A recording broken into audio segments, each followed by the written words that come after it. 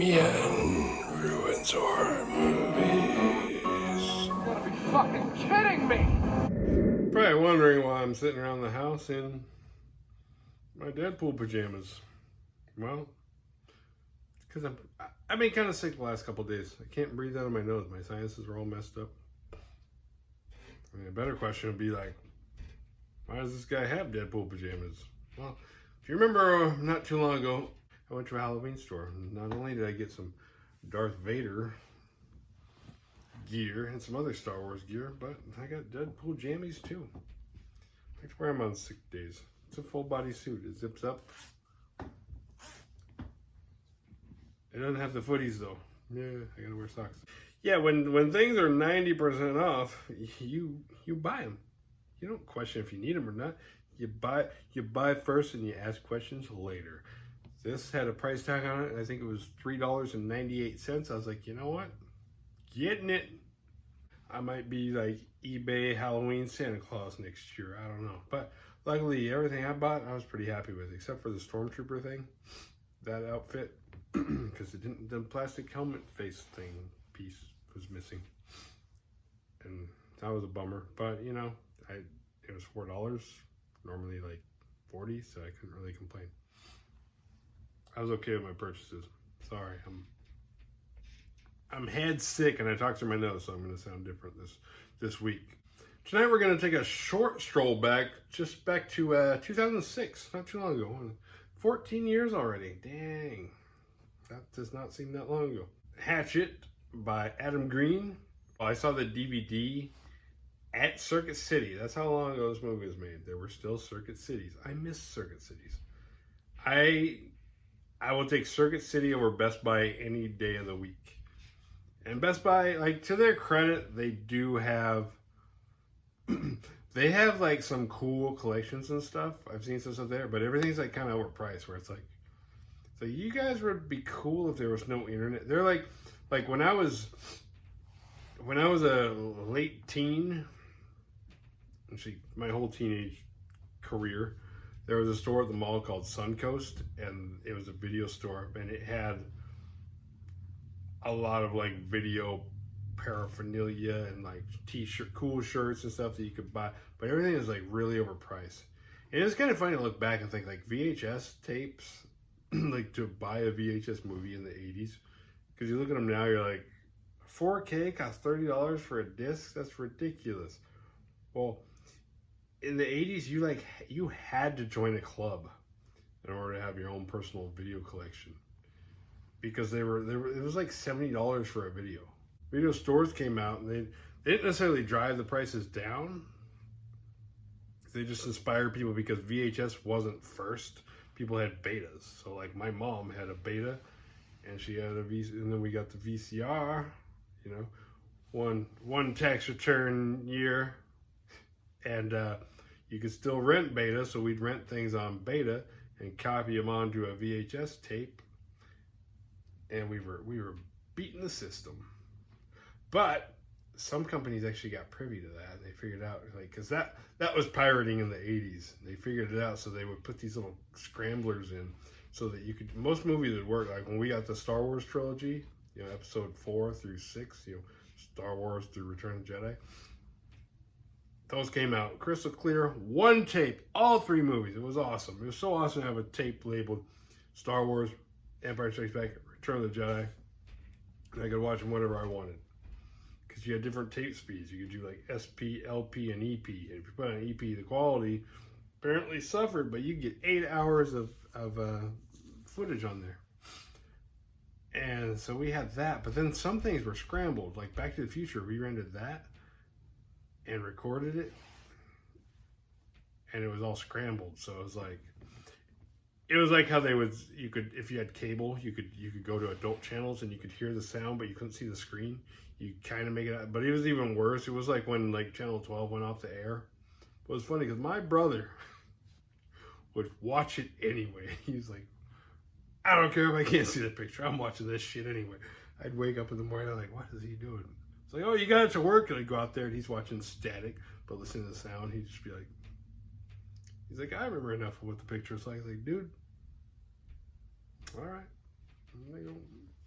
make cereal.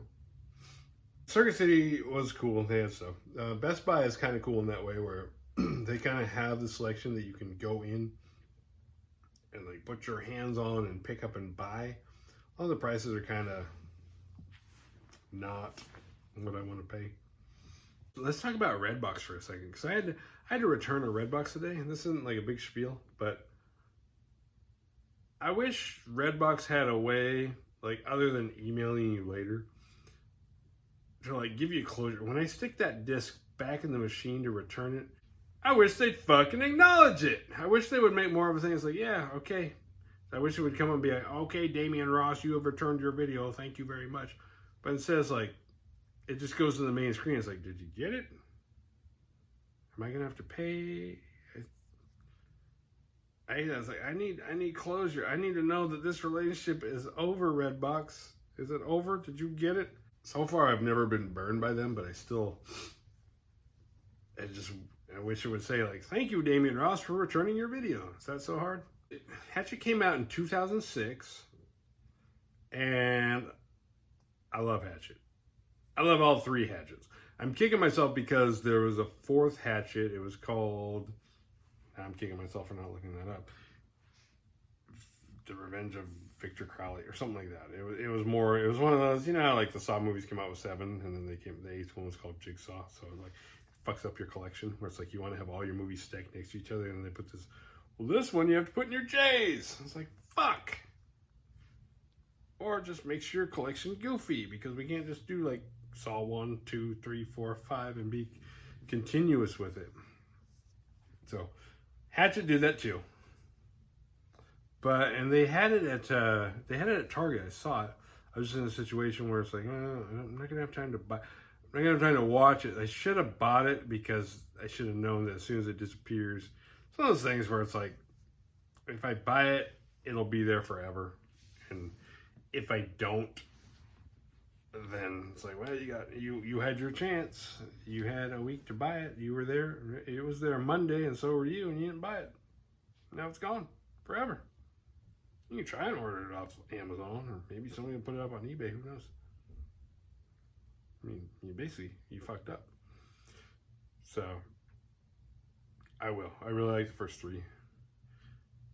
And we're going to do the first one tonight. And the first one is not even my favorite, even though the first one I think is good. First one, I don't know. I'd have to watch it. I haven't watched all of them in a while. I rewatched the first one last night, getting ready for this. And I love this movie. For so many reasons. There's so many good things about this movie. It's just like, I don't know where to start. The movie starts off with 2 guys like on a boat. They're hunting alligator. They're in a swamp. It's like, it's a father and son. It's Robert Englund and his kid. I don't know who the guy playing the kid is. I don't know if that was like some other like throwback. Because this movie, it's funny because I was reading some reviews on it, and it kind of gets ripped on for being like an 80s throwback. But at the same time, it's like, well, that's part of what's good about it. But it's not so much an 80s. It is an 80s throwback, but at the same time, it's not. It's just throwback because this movie came out in 2006. The mainstream horror movie landscape in 2006 was not a pretty one. It was all remakes, plot twists, and a lot of CGI. So like, if by not doing those 3 things that makes you an 80s throwback, that's not a put down. Then fucking be an 80s throwback, because shit got old. It was nice to see horror getting its due, but at the same time, it's like, man, we're just, oh look, this is the part where the plot twists again. Like for me, I was kind of over plot twists. Like I saw Fight Club, I saw The Sixth Sense, and I was good on plot twists after that, because both of those were really good. But then every movie started, oh, it turns out he's this guy the whole time. I was like, come on, man, we just saw that shit. Oh, no, this guy's this guy. Identity I thought was kind of interesting, but for the most part, it's like, come on, make a new movie. It's like, because the plot twists were no more original than people remaking movies. But at least, it's like, because Wrong Turn, people crap on Wrong Turn all the time, but at least Wrong Turn was kind of original. It wasn't a remake. Like, the idea wasn't completely 100% original, but at the same time it was. I mean, that's, I don't know, I'd point this out. Yes, you have to merge a lot of things in horror. Yes, there's a lot of formulas in horror, but it makes it fun. It's like taking a slasher from a campground. It's like, well, that'd be scary, but yeah, that would be scary on a campground. Ooh, what if you had a slasher though at a slumber party? What if you had a slasher at and it goes on and on. I mean, it's more like what if. It's creating different situations. It's not like this rips off that and that. It's like, yeah, same idea. It's not really a ripoff. It's just like, what if something crazy happened in this environment instead of like just the same one every time? Instead of it just happening when somebody babysits. What if it just happened all the time? Robert Englund and his son get killed. And that's like the big opening. We don't really see what kills them though. We've not been introduced to the killer. And then we move on to the next scene after the big opening, and it's Ben and his friends. And Ben is this guy who's, not really a loser. He's just like, he's probably the lame one out of all his friends. And it's funny because it wasn't until this time that I watched it that I knew what Adam Green looked like. It's like, hey, Adam Green's one of his friends. But only for a little bit because they soon depart. They're down in Louisiana for Mardi Gras. They're partying, but Ben his girlfriend just left him for another guy after like 8 years, and they're supposed to be young enough. I don't know that they got together at a middle school dance. So he's bummed, and he's like, I don't want to be here. I don't want to be doing this. And it's funny because there is kind of this thing where it's like, yeah, when your heart's broken, you don't just immediately. I know that it's stereotypical. It's like, well, you just go out and you bang a different girl, you forget about her. It's like, yeah, guys really aren't like that. I mean, and the ones that are, find that out sooner rather than later, because those guys are a piece of shit. Because most guys I don't think are really like that. But his friend Marcus, who was in not another teen movie, but more importantly, he was on the Cosby Show. He played Kenny when he was a little kid. He was Rudy's friend. Rudy's friend that she would call Bud. His name is Bud. She would always say that, and she called him Bud. And after a while, like, Bill Cosby had a scene. I know we can't talk about Bill Cosby anymore, but he's like, but Bud had told him, it's like, my name's not really Bud. And he's like, well, what's your name? He's like, my name's Kenny. Well, why should she call you Bud? I don't know. She renamed me. But I remember that cute little kid they got called Bud all the time. He grew up, and he was in not another teen movie. That movie's hilarious. I love that movie. I don't care what anybody says. And he's in this movie, and he's funny in this movie. He's a funny guy. And this movie's funny. Some of the reviews I also read were like, "Oh, it's a campy, cheesy horror movie." It's like, no, it's not. It's a horror movie. And it's actually funny. It's not like stupid. It's not like, it's funny for the right reason. Like the dialogue, as the movie goes, some of the dialogue's like, But for the most part, like 85% of the jokes, like the humor, is like spot on. Like it's actually funny. It's not like just like, it's like, this is funny. And it's funny because it kind of takes you away from the story. Like I meant to say about Summer Party Massacre, where there's something about the characters and about the situation that it makes you forget that they're in this horrific situation where it's like, hey dude, don't forget that there's also death right over there. It's like, you might want to think about, like, before we get too comfortable, but it's like the deaths are so horrific, but the humor and the characters are done so well that Ben doesn't care about boobage and beads and Mardi Gras and all that partying stuff that his friends took him to do to take his mind off of it. Ben wants to be alone. Ben's like, you know what, I want this haunted little ferry ride through the swamp, or this ferry ride through the haunted swamp. That sounds good. That sounds more my speed.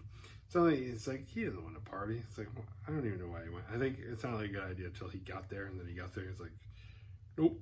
But Marcus, being a good friend, went with him. They go to a place where it's supposed to be, and they meet Tony Todd. and he tells them, it's like, basically tells them that there's a lawsuit and that they don't do them anymore. But if they were to do them, they would probably take place over on the other side of town. It's like, oh, okay, we don't do that anymore. So he goes and he finds a place, and there's these two girls, Jenna and Misty, who are like flashing things. They provide the first boobage of the movie, and there's a guy like filming them, taking pictures and stuff. He's like their agent guy, and like they're getting ready to go on this little tour of the haunted swamp. There's not very many people. There's like 8 people. They get on the bus that takes them to the swamp, or the haunted swamp, where the ferry is. Marcus takes a back seat next to Jenna, one of the Hatties, and the blonde up front, Misty, is not seen by anybody. Doug Shapiro is the name of their guy who's taking pictures of them. For some reason, I don't know if he just wanted to sit in the back or he wanted an excuse to sit next to the girl, but Ben goes back and is like, well, it's the only seat left. And he sits next to Mary Beth. And it's like, it's not the last seat left. You could have sat somewhere else. But he sits next to her anyway. And then there's an old couple, Jim and Shannon. And then the driver, Sean, who's Asian sometimes. He's like sporadically Asian. He cracks me up because like he's so not Asian a lot of the time. Is that racist? Ben starts trying to make small talk with Mary Beth and fails miserably. There's nothing worse than like trying to talk to a girl and trying to break the ice while like your friend's watching you because he's standing right there and he's just like judging you, so it's even more awkward because like, you know, at this point I don't care if the girl rejects me and thinks I'm an idiot because I don't even know her, but you watching this, you're not helping and you're making it worse, and you're going to bring this up in the future. This is now part of my story.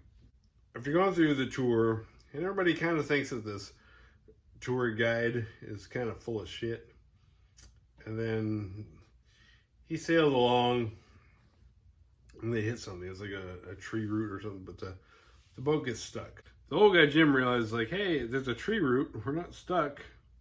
We just climb it. I'm going to climb it. And he climbs it, kind of gets stuck. But then by the time he gets to the other side and his wife gets to the other side, Victor Crowley comes out and puts a hatchet into his shoulder. Like, it's funny because he just starts hacking like right here on him. He's just like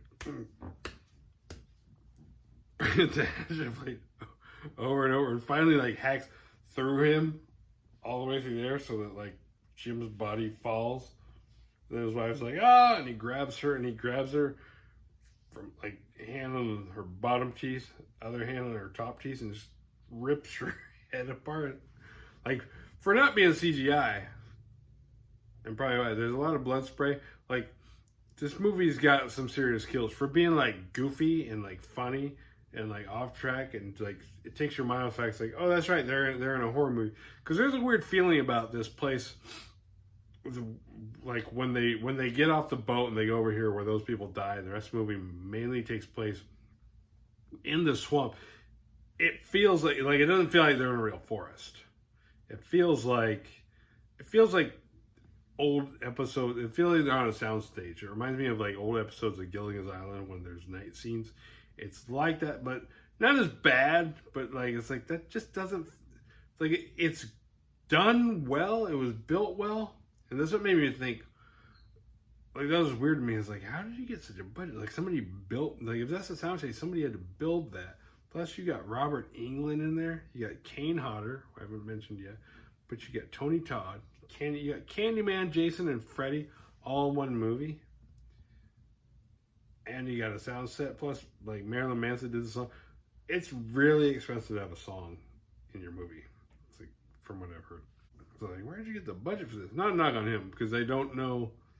I meant to look up. I don't know what his background. Adam Green. I don't know what his background. I know he did Frozen. I watched that a long time ago, which is funny because I watched that. Actually, I watched that after this. I didn't realize it was the same director. But it was funny because like I watched it 2 years before my daughter was born, and then I was talking to a friend. I was like, yeah, because my daughter was born like right around when Disney Frozen came out, and I didn't know what Disney Frozen was. And it's like, yeah, now you're a dad. You're gonna have to. She's gonna be like, oh, Dad, I want to watch Frozen. I'm like, okay, my daughter watching Frozen. And then like 2 or 3 weeks later, I was like, oh, Frozen. Oh, that's a different thing. I've thought. So the remaining survivors run off. Mary Beth explains to them what's really going on. She explains Victor Crowley. Victor Crowley, she basically tells his origin. He's this deformed kid. Everybody picked on, and his dad tried to hide him away. And then one day, ended up being the same origin that Final Girls did. But Final Girls was a different take. Hatchet is not a deconstruction film. It's not like a... It's an actual movie.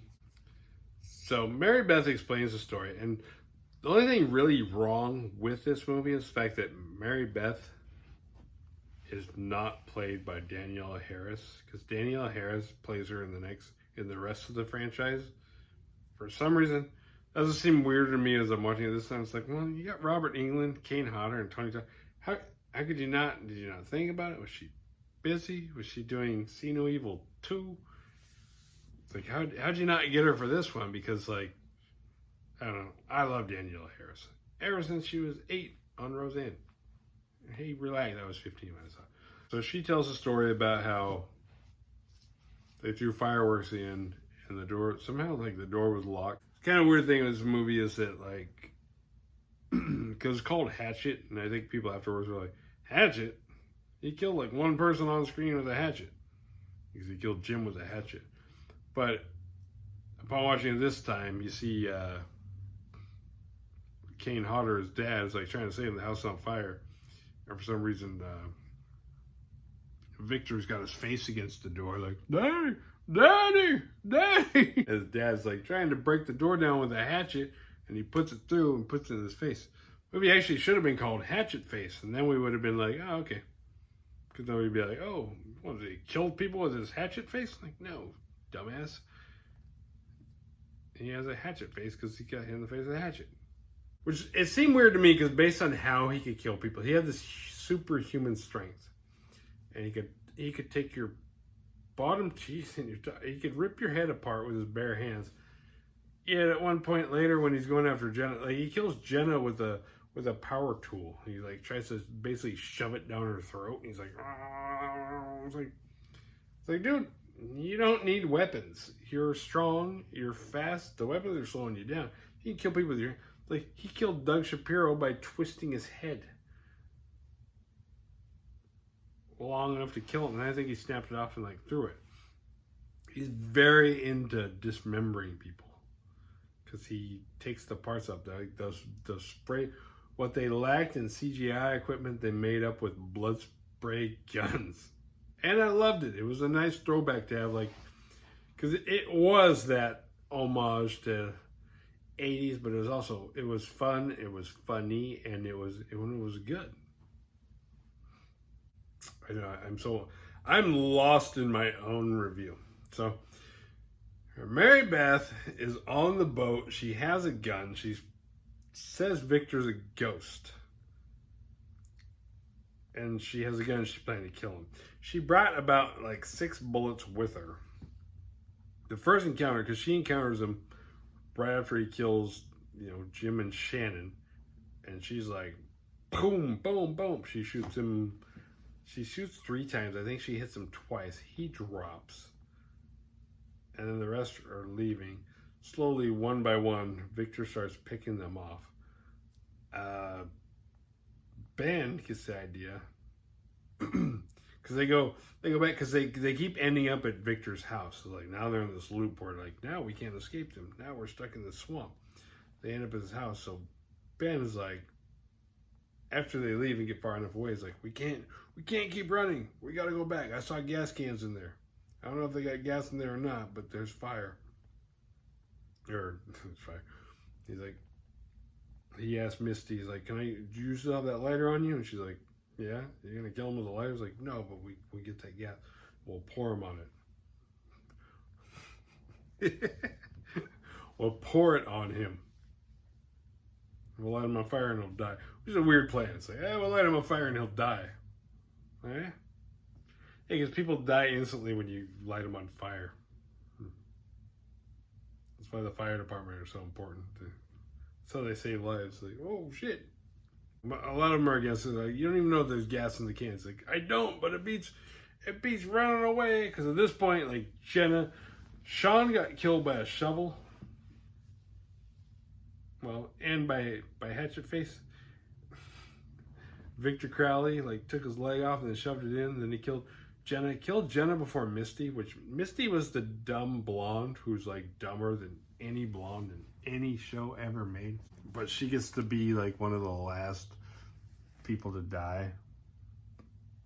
And she didn't even die on screen, which is kind of not cool. Not cool, Adam Green. Come on.